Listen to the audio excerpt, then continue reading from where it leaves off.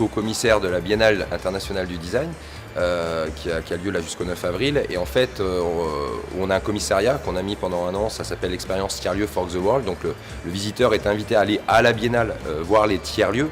Mais comme on sait que c'est un processus social, donc il faut vivre le tiers-lieu, l'idée c'était aussi déjà de le sortir de la Biennale pour faire vivre ça aux gens. Et en plus, voilà, point de paradoxe, quand on a vu qu'il y avait une grande barrière Vigipirate, et c'est un peu exceptionnel cette année, on a un Vigipirate, donc en fait tout est barricadé, et ça nous a paru hyper important si on voulait toucher les étudiants, les gens de Saint-Étienne, de sortir aussi pendant cette Biennale. Donc l'idée de Hack ton école en tiers-lieu, elle est déjà venue en se disant il faut qu'on aille toucher les étudiants pour leur donner envie de venir à la Biennale, et pour ça d'abord allons chez eux.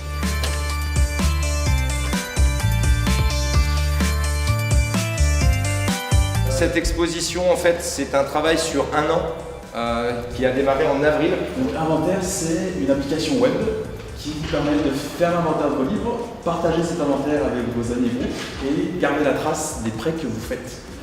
On a des formats d'animation qui permettent aux personnes en fait, de réunir, on va dire, les personnes qui ont des centres d'intérêt communs. Par exemple, le jeudi, on dit si... L'objectif, c'était d'avoir un projet sur lequel ils puissent avoir déjà suffisamment de matière pour travailler, c'est-à-dire qu'il y a une certaine maturité dans le projet pour qu'on puisse partir dans le code. Il y a beaucoup de projets, quand on nous les présente, en fait, il reste encore beaucoup de travail de modélisation, de réflexion. Et pour les codeurs, c'est pas terrible, parce qu'il leur manque trop de matière pour pouvoir avancer. Un projet aussi sur lequel il puisse y avoir une suite, et ça c'était hyper important, que l'événement ne dure pas que 3 jours, puis au bout de 3 jours, tout reste dans les cartons.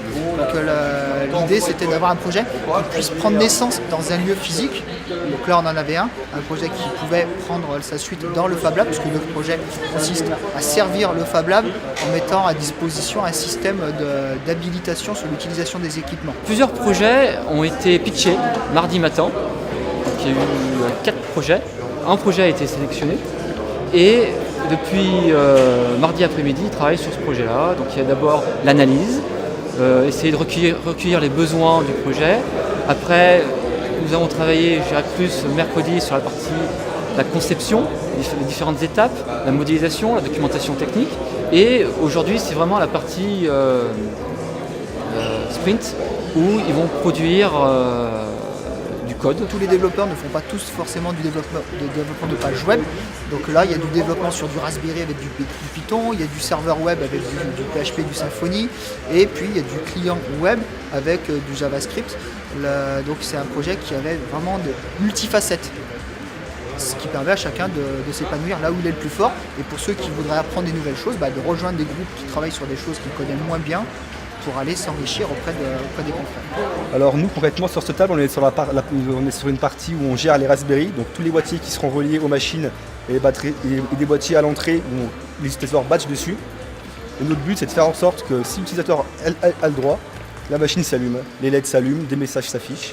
Et aujourd'hui on commence tout juste à coder, on va coder toute la journée autour de ça et on s'est répartis en groupe en fonction de ce qu'on aime faire, ce qu'on aime coder, etc. Là, avec cette Biennale du design, ça nous a semblé important de venir nous à Télécom et de transformer pas du tout les bâtiments, mais plutôt l'état d'esprit des étudiants, de l'administration et des profs.